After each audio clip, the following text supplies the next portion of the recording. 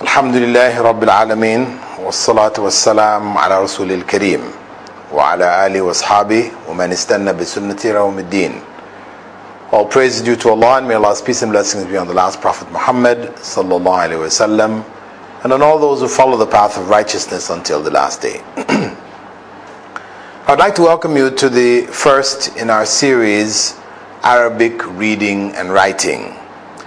And this series is based on a text which was originally developed by King Saud University by the name of Al-Arabiyya Aswatuha wa Hurufuha, that is Arabic, its sounds and its letters. And this was developed under the guidance of Dr. Mahmoud Sini, who was a graduate from Georgetown University in the US, and it has incorporated basically the latest developments in the science of linguistics, especially as related to the Arabic language. So its approach is different from the usual and the standard approach used for teaching Arabic. What you find is that instead of focusing on the whole alphabet and memorizing the whole alphabet and its various forms, which is usually such a daunting task that it discourages the early learners from studying Arabic. They find it to be too complicated.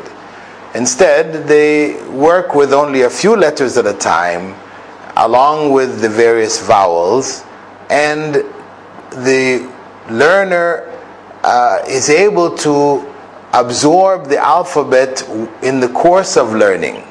So the alphabet is not taught per se. Instead, letters are taught, how they're pronounced, how they're written, etc. And the learner, the student, will learn the alphabet as he or she goes along, doing the various exercises that are required of them. So let us then go on to the Arabic alphabet and what constitutes our first lesson. Our first lesson basically will consist of 4 letters.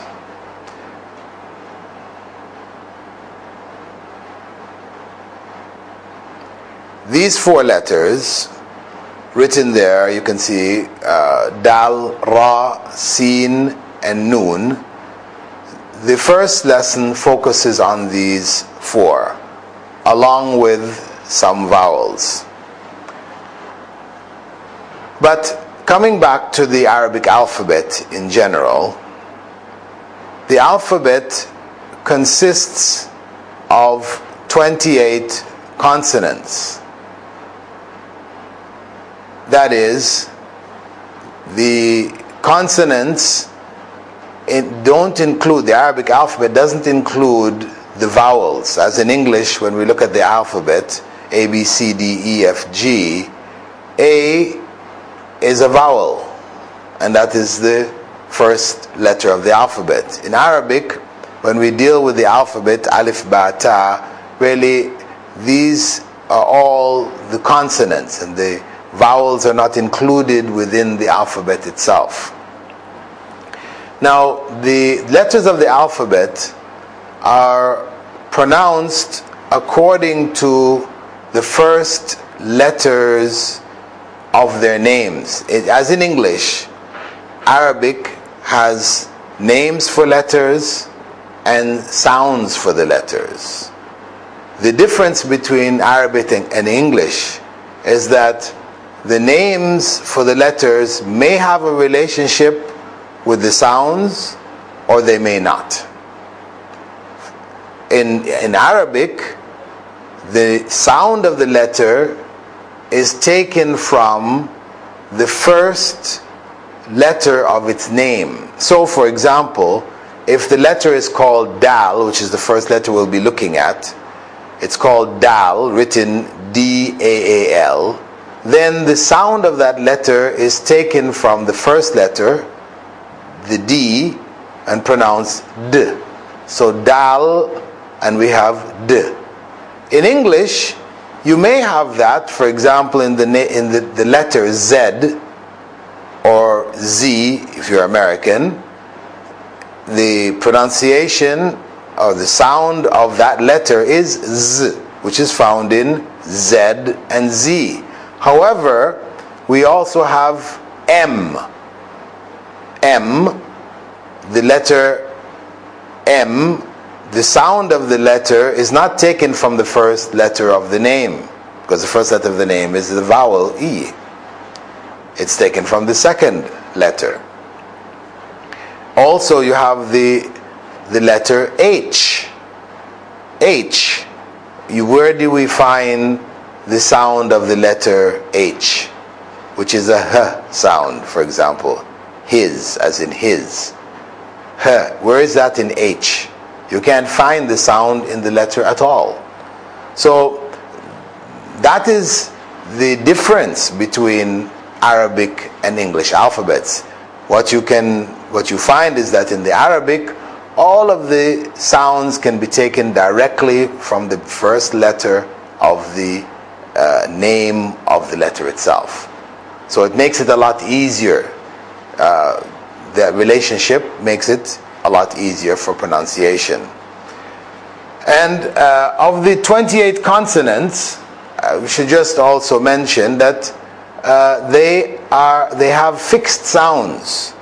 They're not variations of sounds, because the Arabic language is a pure language, meaning it is not a conglomerate of languages, as in the case of English. English, most people don't realize it, but it actually is a dialect of German.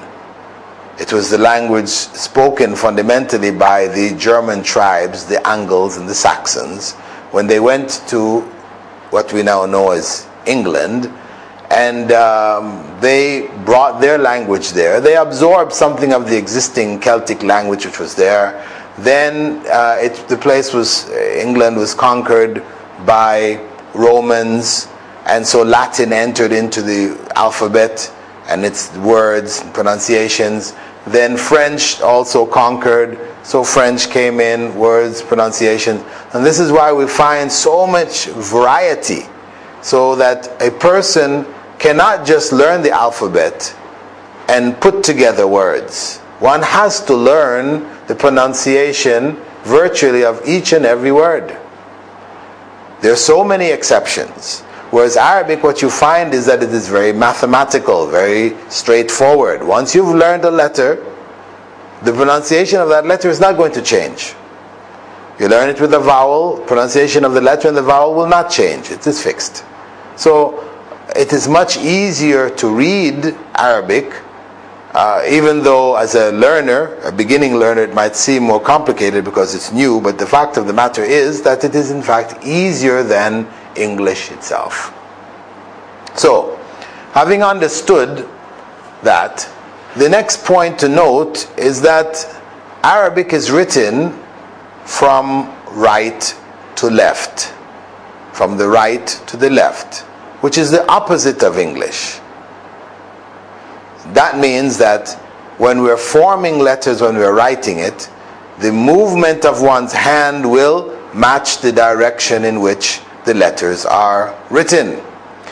Just as in English, when we're writing letters in English, we write from left to right, so the flow of the letters will match. So for example, if we look at H, which is written on the board, we can see that in English we're starting from the left, we've gone up, and we've written, and our hand is moving in this direction to match with coming letters, for example, H, A, etc. Whereas in Arabic, if we're writing, we'll be writing, say for example, we're writing the dal, we'll be writing this way.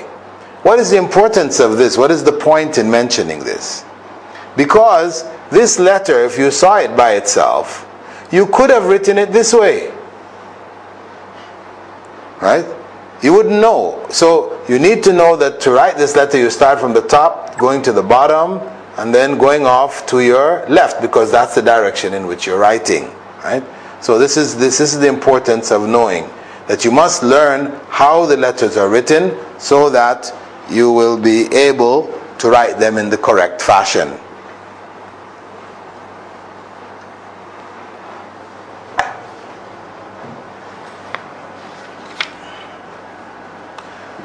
We'll now move on to our first letter. The first letter, as we mentioned earlier, is the letter Dal. And this letter, Dal, is pronounced like D in English. D. It has a D sound. The letter in English is called D, but the pronunciation is D. And when we write it like a backwards C, something like a backwards C, starting at the top and going to the bottom, right? Which is the same way we write a C. When we're writing a C in English, we would write it in a similar way from the top to the bottom, except that it is facing to, when we're writing C, it's facing to our right because we're writing to the right, from the left to the right. Whereas Dal, we're writing from the right to the left, so it faces in the opposite direction. So if we see the letter, how it is written in this way, starting at the top of the line, coming down towards the line. And we stop on the line. We don't go below the line. Why? This is incorrect. To write it this way would be incorrect. Because there is another letter which is similar in its shape, which would then become confused with the letter Dal. We'll be looking at that shortly after. So the Dal, we start at the top. And we write it this way. Okay, once again, from the top down to the line. So this letter and its formation should be practiced in the book, in your text which you download. Practice writing it, and you can write it in accordance with the text which you have downloaded, right? Your basic text you have placed there to write it, and practice writing it until you're able to write it smoothly. You know, of course, even when I was writing it on the board, it's a bit slightly rough, but it should be a smooth formation. Not an open curve, you know, like a C, but something towards a point, you know, almost like the edge of a diamond, right? If you had a diamond shape, this would be the shape that we're looking at here, right? This is the shape of the Dal. And as I said, practice writing that. Now, following that, we're going to go on to the next letter of the alphabet, and that is the letter Ra.